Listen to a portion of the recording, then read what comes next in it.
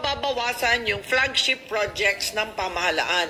Katulad ng nangyari dito sa Public Works, na yung flagship projects under the foreign assisted, for the first time sa history ng ating bansa, naging zero allocation sa budget. Wow, ngayon, zero. Sigurado ako, ang at nakita ko DPWH na nagwawala na yung Public Works at humihingi na kasi tinambak na lamang sa program yung maintenance pati ng main highways katulad ng EDSA. Yes, I've been told that I'm being bashed thoroughly by paid ads on YouTube, Facebook, and other platforms.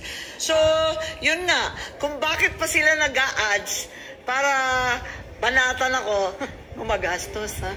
Talagang gumagastos. Sana gamitin na lang nila para sa ating mahihirap. Kung abalang-abala sila sa mahihirap at may pera silang extra, ipamigay na lang. Wag na lang birahin ako ng birahin. May idea ka ba sino yung nasa likod nun? And then may kinukonsider ka ba na legal action? Palagay ko siguro yung mga yung mga natatakot mawala yung 60 billion akap. 60 billion akap, Ma'am, dun sa